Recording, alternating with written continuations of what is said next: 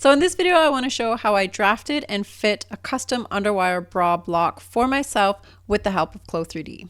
Basically, I drafted a bra in Clo3D, I exported that pattern, I sewed up the garment, I evaluated the fit, and then brought those corrections back into Clo3D, adjusted the pattern, evaluated what I saw in Clo3D again, exported the pattern, sewed another sample, made corrections, went back into Clo3D, and by the third version, I was super happy with the result that I got. In the end, I ended up with this perfectly fitting bra, block, sloper, whatever you want to call it. I don't know what you call it for a bra because it's already super close fitting. So we'll call it block / sloper. I really love the way it fits, and this is going to be a perfect starting point for future iterations of different designs that I want to make for myself. I love the fit of this so much. I want to sew up a few more, especially playing around with the color blocking that I had to do for version 1 out of necessity. I liked the aesthetic of that design. I want to make a few more playing around with the colors a little bit more because I think it's way more interesting to look at than the plain single color version. I really like using Clo for the product development process because it really helps to keep my pattern changes organized. I have a record of every individual garment that I sewed and the changes that I made to them, as well as the avatar that I used, the exact pattern that I used, and the materials that I used to sew the actual garment. So if you're interested in using Clo specifically for the development of intimate apparel, I created a course for this. It's called Clo3D Foundations for Intimate Apparel, and I will leave the link down below. Okay, so let's get into the video.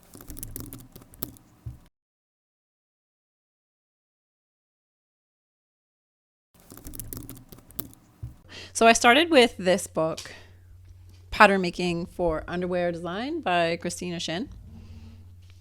And I used her basic bra block. I used the basic underwired bra pattern to start with, and I took my own measurements and then followed her instructions to create the flat pattern for it. So let me just show you what this looks like in Clo and on the body side by side. So I can use the avatar measure tools in Clo to get the measurements of the avatar. The first one I get is the underbust girth. I didn't get footage of this on my body, but you get the idea. The next one we get is bust height. So that is from your wire line to your apex. Then the outer bust arc. So your wire line to your apex on the outer bust. And then the inner bust arc. Wire line to apex on the inner bust. So besides those measurements, you also need to know which underwire you're using. I like to use the Bliss underwires from Emerald Air, and if you go to her site, you can download all the charts and find out which one works best for you. And so for me, I found that placing the underwire in my breast root, it should be a little bit smaller than my breast root. I'll show you in Clo what I mean by this. So I've just made the avatar a mesh avatar, and I've placed the underwire in her breast root, and you can see the underwire is actually smaller than her breast root. So for me, when I put the underwire on my body and it's not in a garment, it will actually squeeze my breast tissue a little bit. But when it goes into a bra and stretches around my body, it will stretch out into the splayed position, which puts it in the appropriate place in my breast root, giving me the support that I'm looking for out of that wire. Okay, so once you have your measurements taken and your wire selected, you can go into Clo and draft your pattern based on the instructions from the book. Basically, you take your underbust girth measurement and you use that to draft the front half of the frame and your back band. And then you take your wire line to draft your wire line of the bra along with the splay. In the book, Christina Shin recommends 1 to 2 centimeters of splay. I use about 3 centimeters here because I find that I need a little bit more, which is generally consistent with fuller cup bras.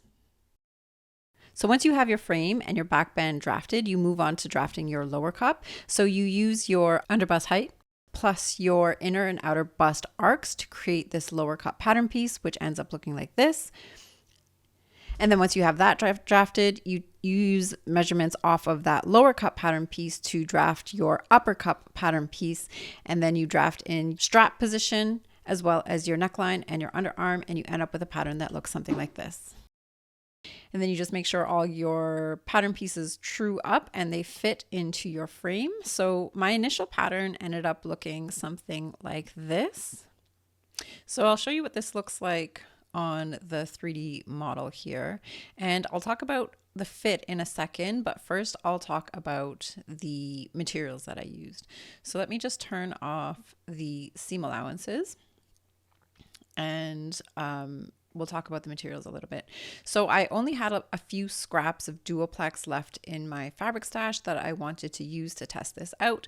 And I ordered some other Duoplex so I could make future versions of it, but this is what I was working with. So I played around with where I wanted the color placement to be, and I was happy with this outcome. And I actually really like this, and I want to do some future versions with different color blocks of this. But like I said, I used Duoplex, and to create that in Clo, I used the fabric creator. So if you click on your fabric swatch and come down to fabric creator, I made another video about this and you can go check that out. But basically you can put in the composition and weight of your fabric and type of material you're using, and Clo will give you a automatically generated fabric type. So it worked out well with this because although I have 100% nylon and Duoplex is actually 100% polyester and it was 300 GSM, this was close enough for the digital simulation. For the elastics, Clo has an elastic in their library. So if you go to fabric and then under elastic here, I use the knitted elastic for my elastics. I really like the properties of those. For the underwires, a lot of people ask me about underwires. I use the stiffest fabric that I have found in Clo. So I'll just click on it, this stiff stable fabric, and I'll scroll into my physical properties here. You can see I have 100% set for 1, 2, 3, 4, 5, 6, the first 6, and then a few different numbers here, which you can copy if you need a stiff stable fabric. But this is what I like using for my underwires and also for my hook and eye in the back, and anything like that needs to be very stable. Like this little fabric piece is representing a ring right there, and these ones down here. So that's what I use. Clo doesn't have like a wire type of material, so this is what I found works best for me. Hopefully in the future we get better, more solid materials to use for things like wire. For the back band, I used a power mesh. So again, something that I have in my stash, and I just created this fabric using the fabric creator in Clo, and I input the properties of the fabric that were appropriate to the ones that I have in my stash. Okay, so that's materials. Now for fit, I can tell that it looks way too small in Clo. It's sitting quite far away from her bridge, which it always will a little bit in Clo because unless you tape it to the avatar, because the wires they don't have the actual physical properties that a wire should have. So it's just one of the limitations of what you see when you're looking at the digital sample in Clo. But I can see I generally like the shape of the cup. Nothing's pulling in a weird way. I think we're getting a little bit of wrinkling on the back band here, and I think that's just because of soft body. I could fake some things in Clo. I could strengthen that fabric to smooth out the materials, but for now, that's not what I'm looking for. I'm not looking for a perfect digital model. I'm looking for information about how this garment will function.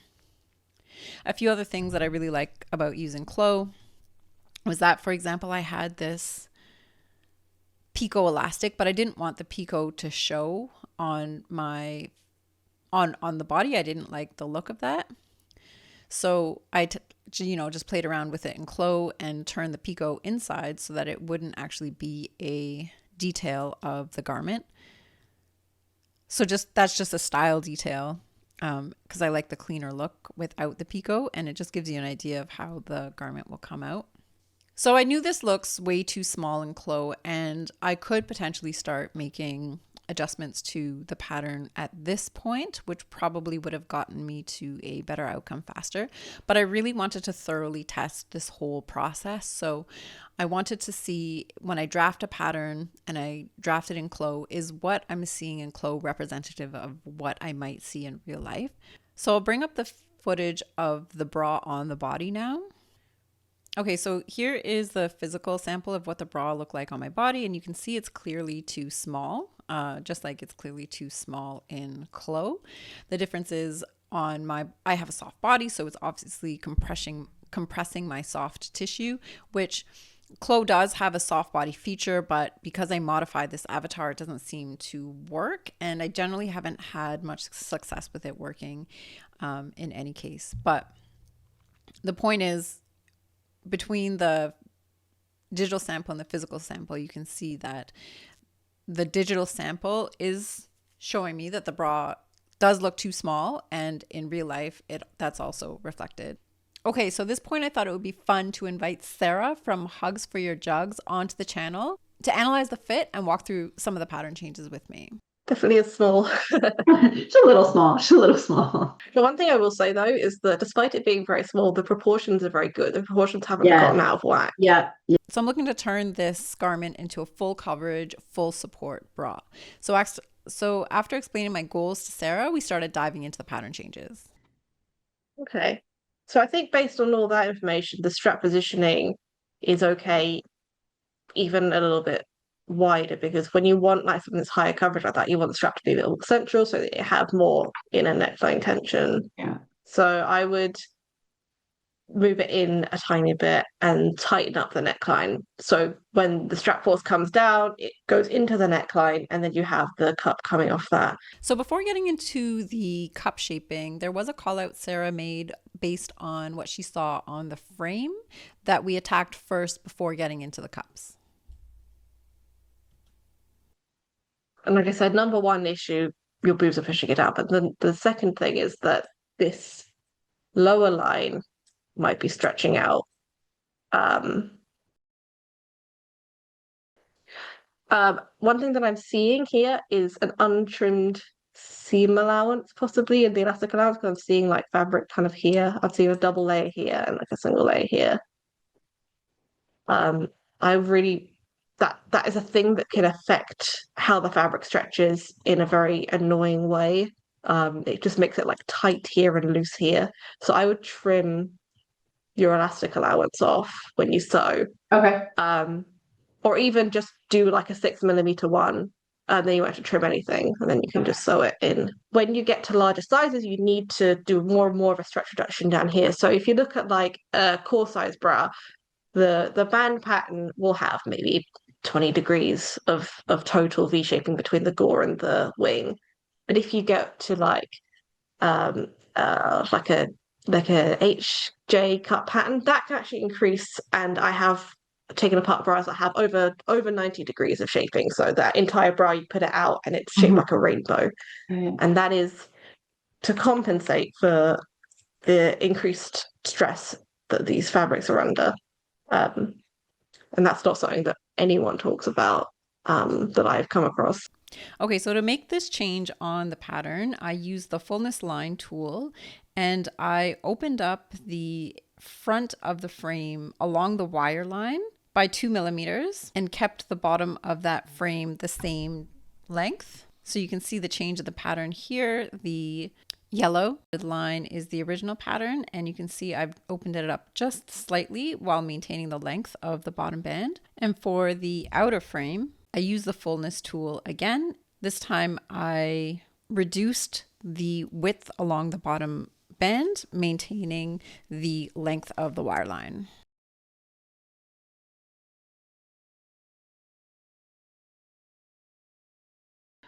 Yeah, exactly. So it's one of these things where when people talk about wirespring, and I also made this mistake until I realized what was actually going on. Using wirespring, it's part of the wirespring is the actual opening of the wire. The part of it is doing this, compensating for this. Yeah. So understanding that it's two separate effects that are kind of combined into one wireline shape is really useful in large cup sizes, because then you know where your issues are coming from if you can mentally separate out the two.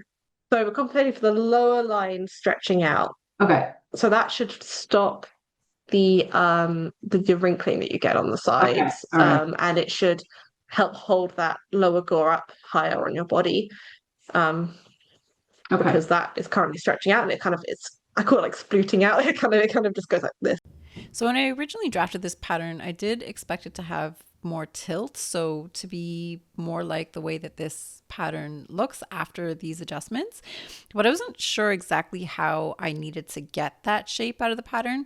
So it's always really interesting to work with another pattern maker and see their perspective on how adjustments should be made to get the results that you want. So I'll pop up a little spoiler of how this pattern turned out after a few more adjustments, which I will continue to go through here. But you can see that it definitely smoothed out the front bridge, although I still see some wrinkling at the sides, which I am still working on figuring out. So then we went on to adjusting the volume of the cups, and this is how we attacked that. Well, what I would do is I would take the entire cup, scale it up by about maybe 6 or 7%. You want to do like maybe a cup size and a half, and then I would alter down the wire line in a corresponding way. Okay, so we have the original over there still. We'll work on this one. So for this change, I just took each pattern piece and scaled them up by 10%.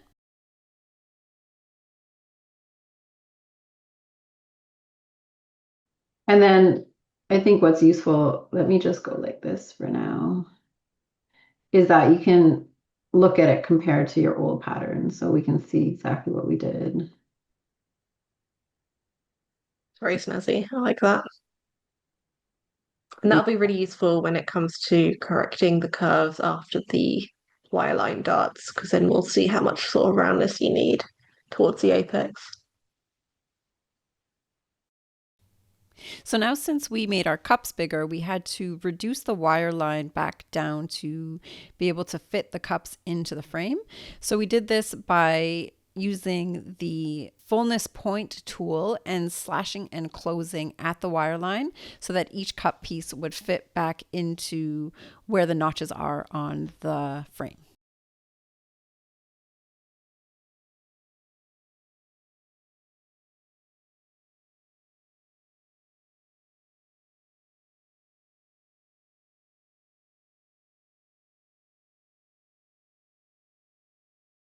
We've lost a little bit of fullness around the apex. What ideally the kind of shape we want, if I annotate this on here, is we want a shape that is kind of got the fullness of these early pieces, but then it kind of blends about 40% of the way down, it blends back into our correct wire line. So we want a touch more fullness just near that apex point, and that just helps keep the nice rounded shape.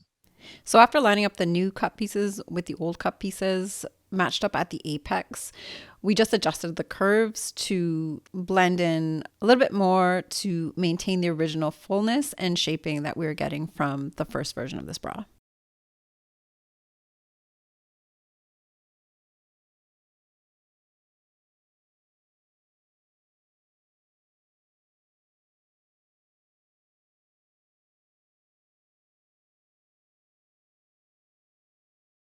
And then the last thing we did together was change the strap position, moving it up and closer towards the center, as well as reducing the length of the neckline. Your boob exists with fullness up to about this level. So you kind of really need the strap to kind of sit kind of here so that it can then cut across this with minimal disturbance of the tissue. Does that make sense? Yeah. So normally I say shorten the neckline in comparison, but you kind of feel like you might need to move the straps a little bit more as well as, and then additionally shorten it. It's a little bit difficult because of the malleability of breast tissue as compared to the mannequin, because what you have on the mannequin is like supported boob shape. Yeah, But if exactly. you're kind of compressing it, then it's going to behave differently. So it's a bit tricky. So we measured on the avatar how far up and over we wanted to move the strap, and then we made that adjustment to the pattern piece.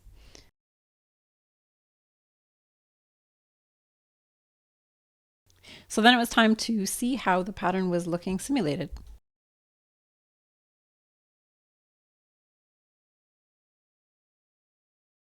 Then we made our final adjustments to the neckline.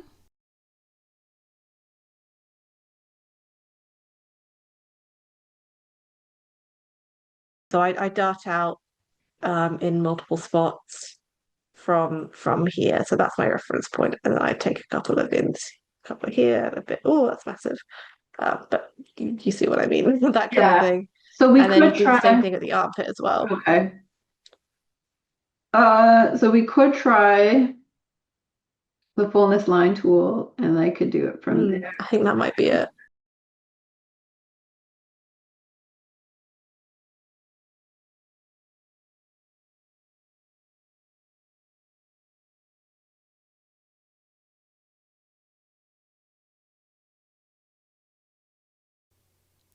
So at the end of the call, we ended up with a pattern that looks like this on the right and a 3D sample that looks like this over here on the left.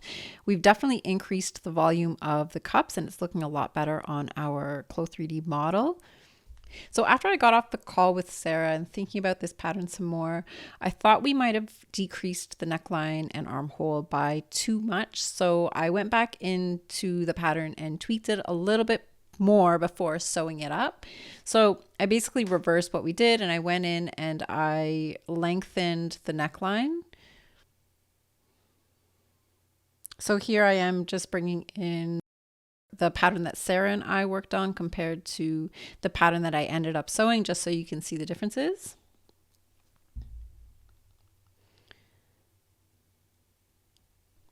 And here's how the garment looked on the body. I was really still happy with the shape of the cups. I just felt like I needed to get into them just a little bit more. Like I needed to, we just needed to increase the volume just by a little bit more to make this really comfortable for me. But the frame was working really well. Very minimal wrinkling at the sides, and at the front you can see it's gone, and you can see I can move around in this bra. It's extremely comfortable, despite being slightly too small for me. This is still a wearable bra, especially under sweaters or whatever, something like that. And here I'm just showing you, I just need a little bit more volume along I basically need more volume in the cup so that I could get all of my breast tissue in there. Now I went back into Clo to make the changes to the pattern. This is the final pattern that I ended up with. And here is the previous pattern overlaid on top of that. Using similar methods as to what I did with Sarah, a combination of increasing the percentage and slashing, using the slash and spread and fullness line tools, I increased the volume of the lower cups. And I increased the volume of the upper cup as well. Also, I shortened the neckline slightly, but that was because I actually increased the height of the frame at center front and at the outer wire line, because I found that I just didn't have enough wire play in the channeling for it to fit in properly. So I just added I think it was like a 0.5 centimeter to the. So here's how the final version turned out. I was super happy with this result. The cup volume has the perfect amount for what I need, and there's a perfect amount of support, and it has a really nice shaping to it. I can wear it with the J hook at the back, which I find very comfortable, and I wear it like that most of the time. There's a slight wrinkle at the side here that I call out, but it's a super minor pattern change that I would make to fix that. I can wear the J hook open at the back, which I also find very comfortable. So super versatile, comfortable, everyday bra for me. I also made this bra in black. Here I am getting into the bra. And for this version, I actually used a slightly larger wire. And I made fabric straps, which I'm saying I was not happy with because it digs in at my shoulders instead of using elastic straps. I like having the adjustability at the front of the bra so that I can adjust that length that goes behind my neck. But otherwise, I was super happy with this bra as well. It's slightly too big. It's really hard to see with the black, but there is a little bit of wrinkling at the cup line, which is, again, the bra is completely wearable, but just a tiny little bit big, tiny little bit too much volume in the cups for this one. And then here is the back of the black bra with the J hook open. And then I complain about this because now I can't reach the adjustable sliders at the back, so it's super annoying because you have to take it off to actually adjust this bra. So it's a fun experiment because then it proves to me to know what I really like and the features that I really like in a bra. And that's the advantage of custom making your own bras, is that you can build them exactly the way you want. Okay, so I'm hoping this video leaves you with a good understanding of how I incorporate Clo3D into my pattern development and garment development process. I really enjoyed testing out Christina Shin's pattern making process. It was really fun to go through all the steps and really thoroughly test out and document the results that I got from flat pattern making with Christina Shin's book. One thing I've generally found to be true is that no matter which pattern you start with, you generally start with the pattern and you sew it up, try it on, and you have to make amendments based on the physical fit of that garment. So unless you're really lucky, you never just make one pattern and then try that pattern on and it fits right off the bat. So the skill that you really have to develop with pattern making is understanding fit and how the fit changes that you're trying to apply to the garment, how those translate to the 2D pattern.